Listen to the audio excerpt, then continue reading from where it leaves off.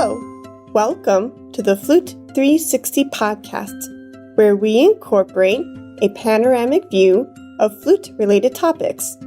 I am your host, Heidi K. Begay, and this is episode 158, an interview with Elizabeth Talbert. Before we dive into the content, I want to direct your attention to an amazing discount that Liz is offering you on her book, Applied Flute Practice Technique. She is giving you a 20% discount off of her book from now until May 7th, 2021. Use your Flute 360 code today at her website, talbertflute.com. Enjoy! Hi everyone, welcome back to another Flute 360 podcast episode. Today, my wonderful guest is Elizabeth Talbert, and we will be discussing her newly published book titled Applied Flute Practice Technique. Welcome, Elizabeth. Thank you. Thanks you for having me. Hi, Heidi. Hi. I'm so glad that you are here, and I'm so glad that I get to pick your brain. Oh, I look forward to that too. I'll be gentle. Okay, good. Oh, shoot. So how was your evening in Germany?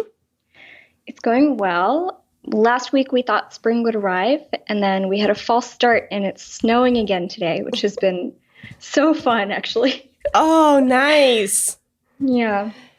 So we're having a really lovely indoor, cozy day watching the snow outside. Oh, I'm so jealous. We get snow maybe once in Texas, and that's it. That just means it's really special when you do get it. Yeah. There you go. Very true. I'm originally from Chicago, and so half the year it's snowing. And so I know about those false starts. Mm-hmm. Yeah. It'll be spring, and you're pulling out the spring jackets, the windbreakers, and the next day, boom. Yes. That's exactly it. Oh, shoot. What part of Germany are you in? I'm in the capital. I'm in Berlin. Oh, nice. I've never been, but I want to go so bad. It's really nice. Even with everything locked down, the whole city is so historic that I've been able to learn a lot about where I am just by walking around. And there's placards on a lot of buildings and memorials and just art all over the city.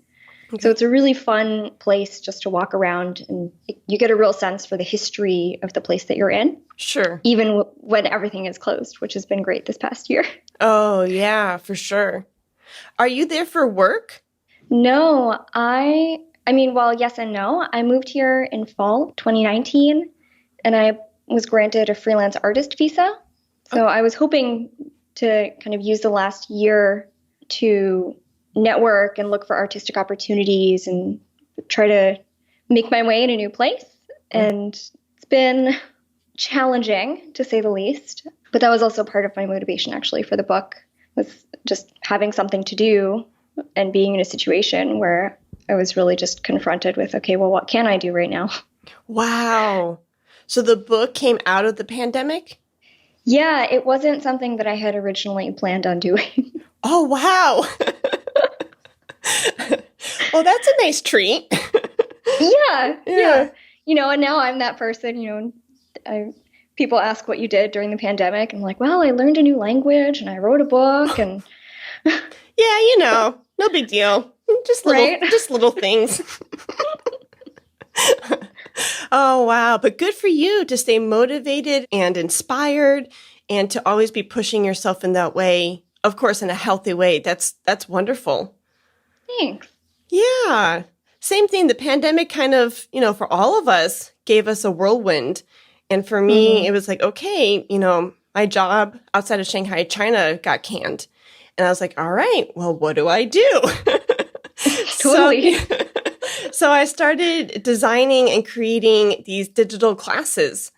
And, often I look at my husband as I'm marketing these things now, and I look at him and I'm like, who is this person behind the keyboard? Like, I didn't know anything about creating a digital class, let alone like marketing it. Like, who is this? So I know the feeling of like pushing the envelope, pushing yourself in healthy ways to explore new areas. And it's been a wonderful ride. Oh, good. I'm glad to hear that. Yeah.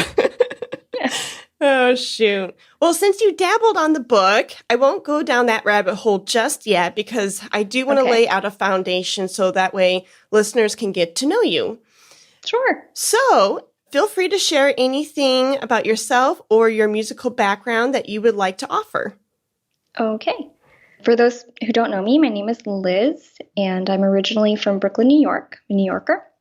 I started getting serious about the flute at the Manhattan School of Music pre-college. And from there, I went to Carnegie Mellon University, where I studied with Jeannie Baxtresser and Alberto Almarza. And then I went on to do my master's with Tim Day at the San Francisco Conservatory of Music. And when I finished my master's, I enrolled in an Alexander Technique teacher training. And after some fits and starts, I'm now in my last stage of training before I'm officially certified, which I'm really excited about. And yeah, I stayed in San Francisco after I finished school, and I freelanced and I worked in tech and I taught and did all kinds of everything that you could fit into the umbrella of freelance musician life. And that was my life until fall 2019 when I moved to Berlin. And since then I've been, to be honest, pretty unmotivated. You know, I think like a lot of musicians, the pandemic started and I thought, oh, now's the time to record a new album and all that stuff. And the book was really my way of staying connected to music in a way that didn't involve me feeling pressure to practice all the time. I see. So that's kind of my background in a nutshell. Yeah, leading up to now. That's wonderful. Thank you for sharing that. How was studying with Tim Day? Oh, Tim is fantastic. Yeah. Yeah, it was really different from my previous training. You know, Jeannie Baxtresser and Alberto Almarza are both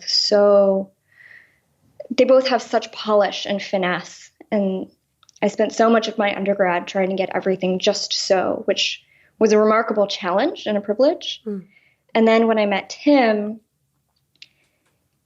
you know, he'll teach barefoot and he just is so in love with music. It's contagious.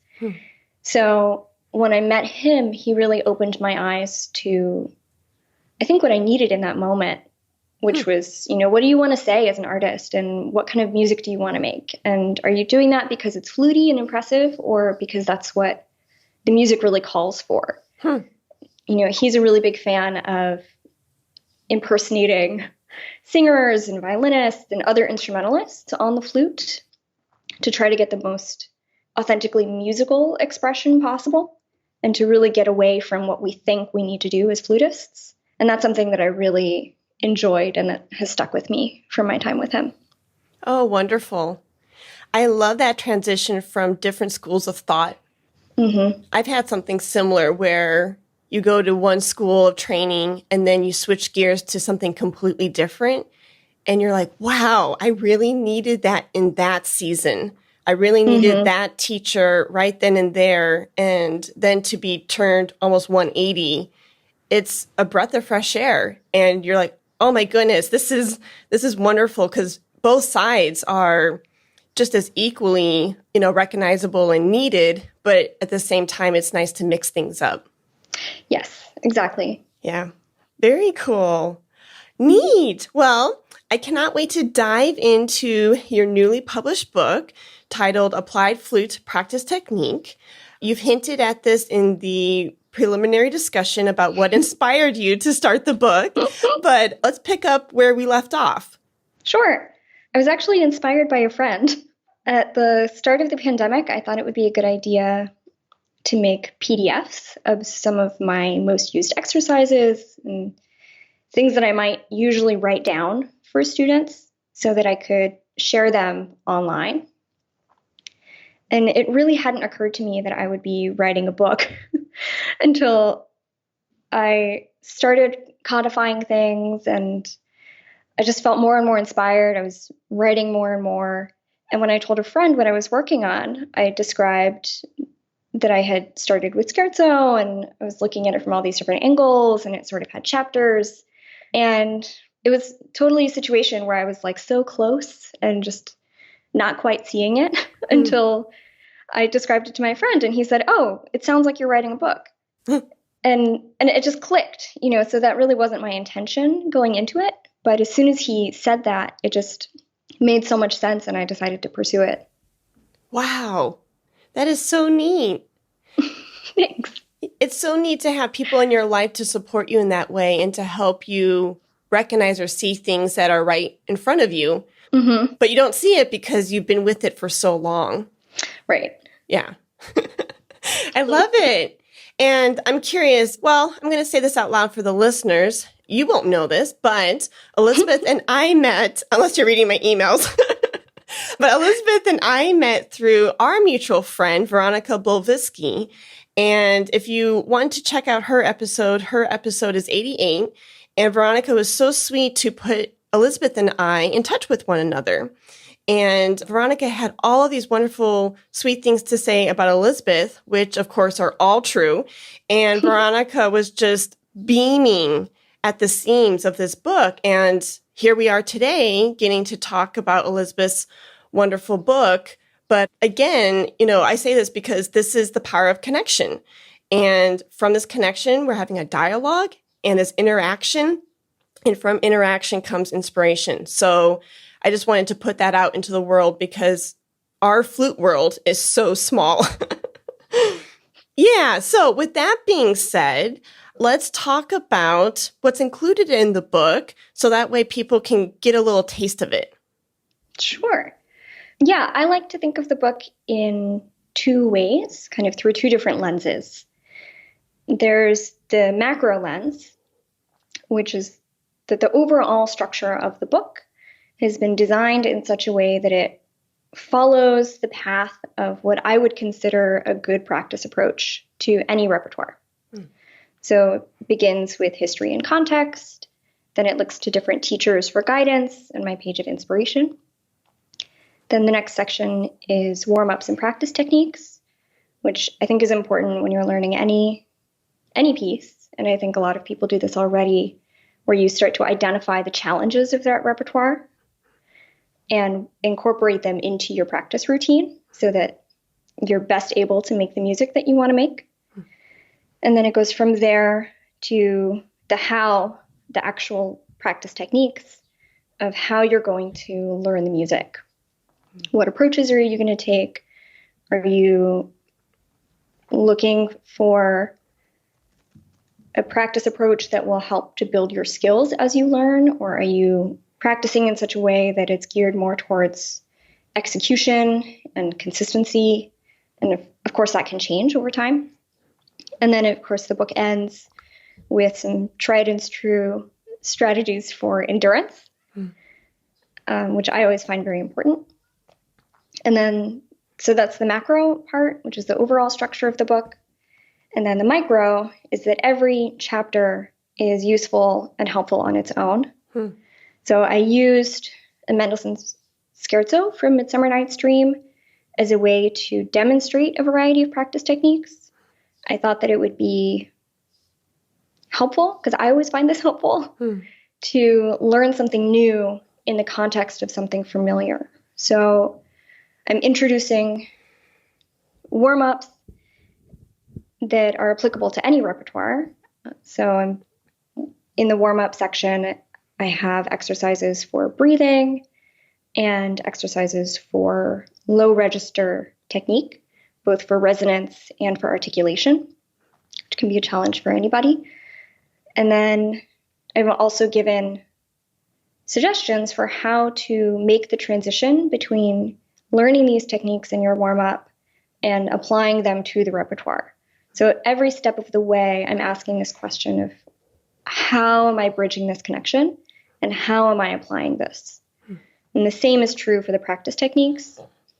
So I've demonstrated a number of practice techniques through Midsummer Night's Dream, and I've written out exactly how to apply each of these techniques. And it's all demonstrated with the scherzo, but of course the idea is that once you see it applied to something you know, you'll have a stronger sense of how it works. And then you can take that knowledge and apply it to anything else that you learned. Yes. And I'm so glad that you pulled out that gold nugget that, yes, the title says, applicable to Mendelssohn's Scherzo, but what you just said, literally these techniques can be applied to any repertoire in our libraries. Mm-hmm. Yeah. And that's so imperative. I love the whole book, but the part that I love the most is the low register articulation technique section. Yes. Because even, in the case of Scherzo, you're starting off on that low D. Mm-hmm. And you're like, please, God, let it come out. Yes. But you really focus on that section and say, yeah, this is a challenge. This can be hard. So let's address it. And I love that. Thanks. Yeah. Yeah. When I was a student with Jeannie Baxtresser, she used to always tell us to identify your weaknesses and to make them your strengths. And I always found that a really empowering way to look at challenges. Mm-hmm. And so for me, the whole purpose of the warm-ups and techniques section of my book is exactly that. It's looking at Scherzo and saying, well, one thing that makes this excerpt hard is this low register technique. And that's something that's just hard on the flute in general. And same thing for rebound breaths. That's what I call them. I think they're also commonly known as catch breaths. These are just hard things about playing the flute. Mm-hmm. And when you're learning something like an excerpt, regardless of whether you want an orchestral job, you're practicing these really vital skills. And you're taking those weaknesses and making them your strengths by looking at them head on as you learn your music. Yes. And when I saw that section in your book, I was reminded of my studies with Don Bailey. He would have me go lower through the TNG exercises. And so like if number one starts with D, right, goes through D major, the 5-note sequence, he'd say, oh yeah, that's nice. Let's start on C sharp, C, B. And you're like, yes. Okay. And now the D set doesn't even feel that hard anymore because B is it's more difficult. Yes, exactly. That's one of the practice techniques that I have actually called harder and then easier. Mm-hmm. And it's exactly that idea of asking yourself, what is hard about this? And then finding ways to make it even harder so that when you come back to your original repertoire or whatever passage you're trying to learn, it feels so much easier. Yes. I do the same thing with like large intervals. Like if it's a perfect fifth or a sixth or even an octave, I'll say, oh, that octave is kind of hard. Okay, let's make it a ninth. Let's make it a 10th. And then when I go back to the octave, I'm like, oh, easy peasy. But anyways, yeah, so a lot of thought has been put in your book, and I love how you address, too, this macro, but also micro level. Mm-hmm. I'm a big picture type of gal, but I also love detail. And so I think there's a wonderful balance of the two in your book. Thank you. Yeah. So when you were going through the process of writing, editing, publishing, what lessons did you learn? Oh, gosh. Yeah, it's a meaty question. I'm putting you on the spot. It is a really big question. The biggest takeaway that I had was really that I know more than I think. Mm. I think like so many artists in general the past year, I was feeling this imposter syndrome, like I'm not performing and I had just moved, so I wasn't really teaching. But I was still identifying as a musician and feeling kind of disconnected from that. Hmm. And as I started writing, it reminded me how much I knew and how much I loved about music. Hmm. And in its own way, working on this material really reminded me that I am an artist and I am a musician, and there are a lot of different ways to express that. Hmm. So that I feel is the biggest personal takeaway. I also learned a lot professionally. When I first started, I reached out to Jeannie and I asked her what advice she would have from her experience writing a book. And she was so sweet. Her immediate response was, "You need an editor. You need someone you trust to work on this with you." So I found a wonderful editor in my colleague, Jessie, and working with her also reminded me how communal music is, and that even when you're doing something like working on a solo piece or something that could be considered very solitary, like writing a book, that I wasn't alone. And that was really invaluable to have that experience, especially now when I can't meet other people to perform. Yeah, and then just writing down in this sort of permanent way, either specific techniques or things that I thought were important, really helped me to be concise and to distill the essence of what it was that I was trying to communicate and what it was that I felt about the work that I was doing. And so going back over the material, there were a lot of times where, I would look at it or I would show it to somebody, and what I thought was really important about it was not what other people were taking away or what I thought was a phrase that makes sense to everybody was only specific to my training and I should probably change it. So I also learned a lot about just the power of language and expression and what people mean when they say certain things and how much that can vary from musician to musician. And so that was also a really enriching process for me. And it led to some very interesting discussions, with my colleague, Jessie Nuko, and as well as my teachers. I worked very closely with Alberto Almarza on rhythmic deconstruction. And we had some really wonderful conversations that, as an undergrad, I, of course, never really got around to about the specific language that we use and how we talk about what we do and what we mean when we say certain things. And that, in turn, helped me to be more thoughtful when I was practicing and when I was playing my flute. I love all of that, Liz. Thanks. Everything. As a podcaster, I've learned the same thing. Language is very powerful. And there's so many layers to that beautiful onion that I won't peel away right now. I love the nugget that you offered about mentorship and reaching out to Jeannie and other colleagues. And that notion tells us and reminds us all that we can't do it alone.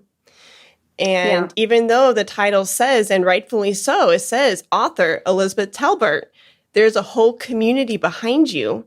And I loved that you reached out towards those mentors for advice and for help. And yeah, it really takes a tribe.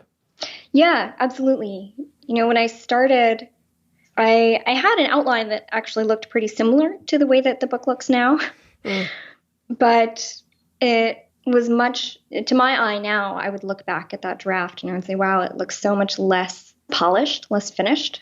And, and it was so helpful for me talking to other people who would ask questions that I hadn't thought to ask, or they would look at things from a perspective that that didn't seem important to me at the time. And of course it was.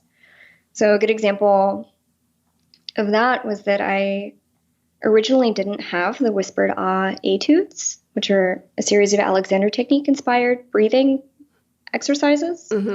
And I thought the book was done and I was planning on releasing it, but I had started working on tutorial videos for the rebound breaths. And I kept coming up with this obstacle where I was struggling to apply the rebound breath in the context of music in the way, with the same ease and integrity that I had when I was just warming up. And I really, was struggling with this. It was like, when I'm warming up, it sounds so good. It feels so good. And then as soon as I pick up my flute to play scherzo or something else, I feel like I just lose it. And so I used this opportunity to reach out to my Alexander technique teachers, because this is a really kind of classic Alexander technique problem. And they very kindly pointed out that there was a fundamental flaw in my exercise. And we kind of co-created, and they helped give me some ideas to add in another step that would bridge that gap, both for myself and for other people. Because of course, if I'm struggling with this, other people are going to as well. And And since adding that in, that's become a warm up that I now do every day. And that has made a really big difference in my playing and in my breathing that left to my own devices wouldn't have existed. And I'm so grateful for all of the mentors that I got to reach out to as I was writing. I love it. So now bringing it full circle back to you, what advice would you give to an aspiring author who wants to publish their own book? Sure. Yeah, I would echo that sentiment from Jeannie to find a good editor and to find someone you trust to work with. And that it's not a solitary process as much as it can feel like one sometimes. And I would also say, to trust yourself. I think there were so many moments when I was writing and thinking, oh, what do I know anyway? And then I would show it to a friend or I would reach out to a teacher and they would remind me how valuable my experiences have been and how much I do know. And it felt a little silly needing that external validation sometimes, but it really helped me to get over that sense of inadequacy. And so I would say, if you are interested in writing something, just to, whether it's a friend who can remind you of that or something that you put up on your wall to remind you that you know a lot and what you know is valuable. And, even when I was writing things and I would say, I learned this from Brian Gordon or I learned this from Robert Langevin, it's still my take. And so I would say that too, even if you're writing things that are inspired by other people, that's music making, that's creativity, that's everything that we do as artists. We're just pulling from other people that we've learned from. And you shouldn't be ashamed of that. And you can be proud of that and proud of your synthesis because that's who you are as an artist. Yes. That reminds me of a conversation I heard via web. I'm not quite sure where. So my quotation here is inadequate, but, and I'm paraphrasing, so find the source. But I remember Amy Porter saying something similar when she was putting together her DVD set. I believe on the Carl Gaylor DVD that's so well known. And I remember Sir Galway actually giving her advice. And he told her, we know what all the greats have said about these pieces. Now, don't regurgitate what they've said. We know what they've said. We want to hear what Amy has to say. And I'm seeing parallels between that and your testimony. Yeah, that was a big source of learning for me. When I first wrote ALPS, for example, which is one of the low register techniques. It's an acronym by Professor Alberto Amarza. I had written it out, and it was so funny because I've learned this for such a long time. And I have ALPS written all over my music when the notes start to get low. And it's a reminder for these 4 principles of low register playing. And my body knows what it means. I know what it means. But I had written it out, and I was so nervous sharing it with Mr. Amarza, and I was so kind of self-conscious, thinking, oh, I'm just regurgitating what he has to say, and it's not going to be original. And of course, in talking with him, we made a lot of changes so that it does really reflect his teaching, but it is also my information. And of course, my chapter has things that he doesn't talk about when he's teaching this. And it made me feel really empowered to be in a position where I could talk to my own teachers, people who I really respect about how I see their teaching now and how I would myself teach it. And yeah, so I totally agree with that sentiment. You haven't said it yet. Yeah. And, in Europe, it's going to be original just because it's a product of your own experiences. And I think that's valuable. And, we all tend to put on high these certain performers and teachers, but that doesn't make anyone else's contributions less valuable or important. Yes. And for publishing, I would just counsel patience. I'm self-publishing, and my book is available as a PDF on my website. But I am actually still pursuing publication by other publishing companies. I would love to have a hard copy. And it's absolutely a world that is unknown to me, that I had never thought would be available to me, and that now I'm kind of venturing into.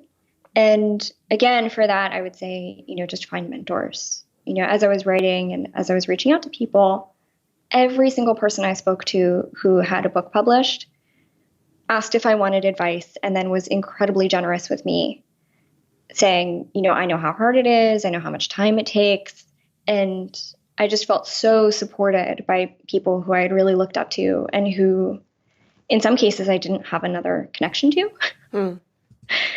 And just like you were saying at the beginning of the episode, it really just comes down to these flute connections, and that our world is small, and you shouldn't be afraid to ask people for help or to connect with others. Yes, I completely agree. And you hinted at it, and I will put the website link in my show notes, but I'm just going to say it out loud. You can purchase Elizabeth's book through her website. And if you go to talbertflute.com/book, that's where you can purchase the PDF. And Elizabeth has been so kind and generous in offering you a 20% discount when you use your Flute 360 code. So make sure you do that, because that code expires on May 7th, 2021. So Elizabeth, thank you so much for that discount to the listeners. That is very kind of you. I just want to make a quick change. The book is available at talbertflute.com/shop. Oh, okay. No problem. There's other information on the /book page, but the shop is actually where the book is. And then I've also broken out some of the individual chapters. So if you're thinking to yourself, wow, that low register exercise sounds really great, but I'm not sure I want to commit to the whole book, you can purchase just the low register exercises or just the breathing exercises. Although, of course, it's all included in the book, so I would recommend doing that. Wow, that's so smart of you to break it up like that. I love that initiative. That's really, really great. Thank you. Yeah. And here I am over here feeling so proud of myself. I'm like, oh, yeah, I've got her talbertflute.com, website up. I'm going to nail this. And then foot and mouth. Oh, no worries. So thank you for directing them to the correct URL. It's okay. The other one will work. You just can't shop there. Okay. Oh, shoot. Classic Heidi. Oh, but it's been wonderful to get some insight on the process and the collection of this wonderful content. And I'm so glad that we had the chance to talk today. Thank you. Me too. Yeah. Well, before I totally wrap up, let's go to Picks. Picks is a fun segment that I do at the end of the show where we get to showcase our favorite, serial, movie, TV show. So what's your pick for today? Sure. So I have two picks. One is not so tangible. It's just taking walks in Berlin as spring has started to arrive. I've been so excited about going outside and just taking walks and moving my body. And so I would say that's kind of a perpetual pick for me. Okay. And then my other pick is that through quarantine, I've reconnected to my love of reading fiction. Mm-hmm. And I've been rereading Ursula Le Guin's Earthsea series. Mm-hmm. I think it's technically young adult fantasy, but I've just been so enjoying it, and it's been a wonderful break from reality, and she's so creative in her storytelling, and it's been really inspiring for me. I love it. I will have to check out those books. Thanks. Yeah. What are your picks? Oh my goodness, girl. I don't have any. When you do 150 plus episodes, you start running out of pick choices pretty quick. I totally relate. But I will dovetail off of what you said, being reconnected or having that love being resurfaced for nonfiction or fiction. During the quarantine, I've actually picked up my first instrument, the piano, again. And so bringing back the sound of the piano, the timbre, the tone, just using your hands in a different way, it's been a joy for me. Oh, that sounds so fun. I'm so glad to hear that. Yeah. Thank you so much, Liz, for your time, talents, and expertise. I just love that you have carved out time for us, and I cannot wait for the listeners to check out your well thought out, well organized book. Thank you. Thank you again for having me. And I was thinking about something that we had done earlier, and I was going to offer to share a free chapter again, perhaps the low register articulation, because that one I know is one that I'm really personally excited about. And I would be happy to send that to you as another kind of preview for your listeners. Oh my goodness, you are so generous. They would love that. And so with that notion, once I receive the free chapter that Elizabeth is offering us, I will put it on the website so that way you can download it as PDF. But feel free to also email Elizabeth and be in communion with her. And she would love to hear from you through email too. Yes, exactly. Thank you. And what is your email? My email is the same as my website. It's talbert.flute@gmail.com. Perfect. Thank you so much, Liz, and have a great rest of your day. Thank you. You too, Heidi. Let's talk about flute.